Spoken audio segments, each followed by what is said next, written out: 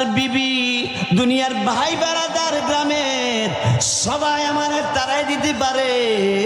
আল্লাহ তোমার দরবারে তোমার কুদরতি কদমের সাজদায় পড়ে গেলাম গো আল্লাহ, তুমি যদি আমারে তারাইয়া দাও আমার আর যাওয়ার কোনো জায়গা নাই।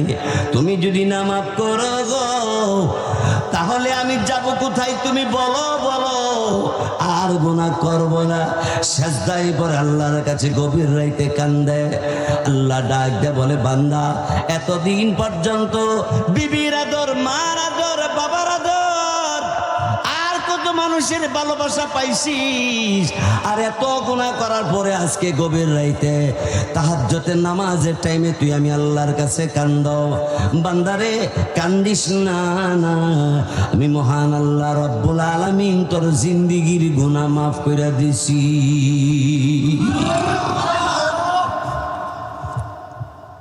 পয়গম্বর মুসা আলাইহিস সালাতু ওয়াস সালামকে আল্লাহ ডাক দিলেন, পয়গম্বর মুসা নবী আমার বান্দা সারেন্ডার করেছে, মাথা নত করে স্বীকার করেছে অতীতে বর্তমানে যা গুনাহ করছি তার থেকে লজ্জিত হইয়া ভবিষ্যতে গুনাহ করবে না অঙ্গীকার দিয়া। আমার বান্দা বলে, আমি আল্লাহ মাফ না করলে সে কোন জায়গা যাবে, জায়গা সে পায় না। এই জন্য আমি মহান আল্লাহ রাব্বুল আলামিনের দরবারে আমার বান্দা আমার কাছে যখন এইভাবে নত হয়ে গেছে, আমি আমার বান্দারে মাফ কইরা দিয়া, বান্দার আমি খালি হাতে ফেরত দেই নাই। আমি আমার বান্দার নাম অলির দফতরে, অর্থাৎ আমি আল্লাহ আমার বান্দারে বন্ধু বানাইয়া নিছি। সাজদাই পরে চোখের পানি ছেড়ে দিয়া কান্দে আর ডাক দিয়ে বলে, আল্লাহ এতদিন পর্যন্ত মদ পান করেছি, আর কোনদিন মদ পান করব না, আর কোনদিন জিনা করব না, আর গুনাহের কাজে যাব না। ওয়াদা দিলাম আল্লাহ, অতীতের গুনাহ বর্তমানে গুনাহ থেকে তওবা করলাম, আল্লাহ তুমি মাফ করে দাও, ভবিষ্যতে আর গুনাহ করব না গো। আল্লাহ রব্বুল আলামিনের দরবারে এইভাবে চোখের পানি ছেড়ে দিয়া যখন ডাক দিয়ে বলে, আল্লাহ আমার বিবি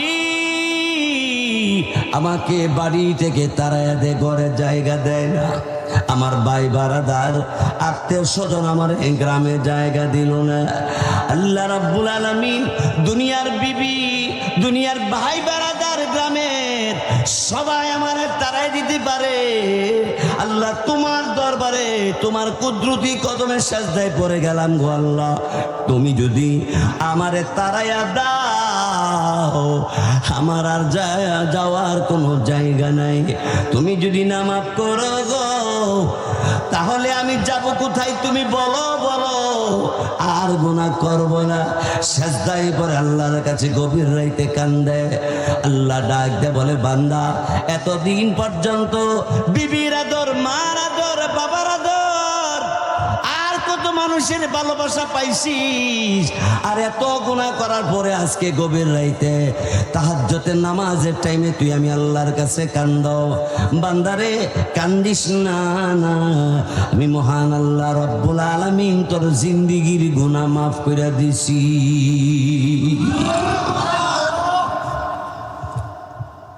পয়গম্বর মুসা আলাইহিস সালাতু ওয়াস সালামকে আল্লাহ ডাক দিলেন, পয়গম্বর মুসা নবী আমার বান্দা সারেন্ডার করেছে, মাথা নত করে স্বীকার করেছে অতীতে বর্তমানে যা গুনাহ করছি তার থেকে লজ্জিত হইয়া ভবিষ্যতে গুনাহ করবে না অঙ্গীকার দিয়া। আমার বান্দা বলে, আমি আল্লাহ মাফ না করলে সে কোন জায়গা যাবে, জায়গা সে পায় না। এই জন্য আমি মহান আল্লাহ রাব্বুল আলামিনের দরবারে আমার বান্দা আমার কাছে যখন এইভাবে নত হয়ে গেছে, আমি আমার বান্দারে মাফ কইরা দিয়া, বান্দার আমি খালি হাতে ফেরত দেই নাই। আমি আমার বান্দার নাম অলির দফতরে, অর্থাৎ আমি আল্লাহ আমার বান্দারে বন্ধু বানাইয়া নিছি। নবীজি বলেন, ও আমার উম্মত, গুনাহ করেছিস, আমি নবী ঘোষণা দিলাম গুনাহগার যদি তওবা করে, তওবা করার বিনিময়ে আল্লাহ রাব্বুল আলামিন কামাংলা জাম্বালা, যার গুনাহ নাই, গুনাহগার তওবা করলে তারও কোনো গুনাহ নাই।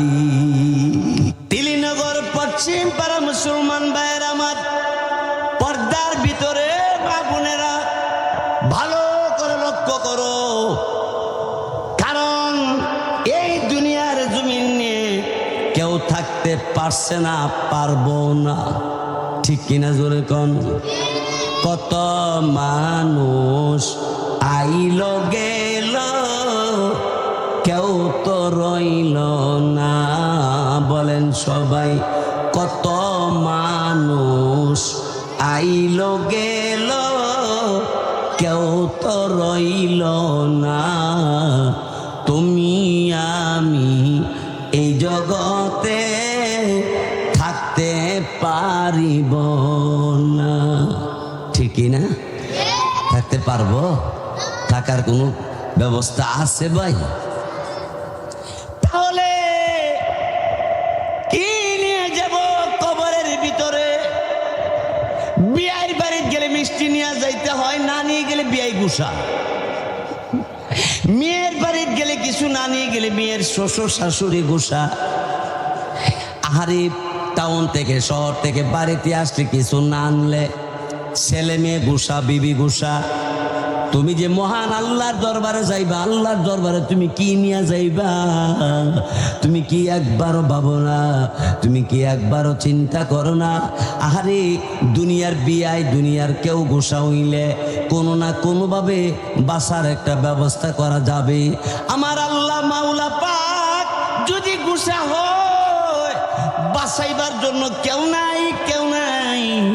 সুতরাং সেখান থেকে বাঁচার জন্য নেক আমল নিয়ে যাইতে হবে, গুনাহগুলি মুক্তি পাইয়া, অর্থাৎ গুনাহ থেকে তওবা করে আল্লাহর দরবারে যাইতে হবে।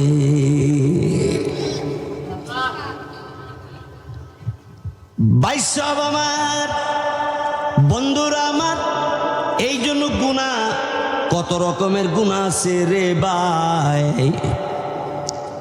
জবান দিয়া গুনাহ হয়, চোখ দিয়া গুনাহ হয়, হাত দিয়া গুনাহ হয়, পা দিয়াও গুনাহ হয়, ঠিক কিনা জোরে কন? চক্ষু দিয়া বেগানা নারীর দিকে তাকায়া তুমি যদি মজা ভোগ করো, চোখের গুনাহ হবে। জবান দিয়া যদি তুমি মিথ্যা বলো, জবান দিয়া যদি তুমি খারাপ ভাষা দিয়া কথা বলো, জবানের গুনাহ হবে।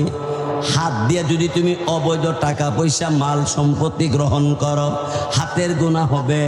পা দিয়ে হাইটা যদি মানুষকে কোনো কষ্ট দেওয়ার জন্য, কোনো জোর দখল করার জন্য, জায়গা গ্রহণ করার জন্য যাও, তাইলে পায়ের গুনাহ হবে। তার মানে প্রতিটা অঙ্গ প্রত্যঙ্গের গুনার কারণে আমি জর্জরিত হয়ে গেলে কিয়ামতের ময়দানে যাওয়ার আগে আগে কবরের জিন্দেগি আমার কি হবে? নবীজি বলেন,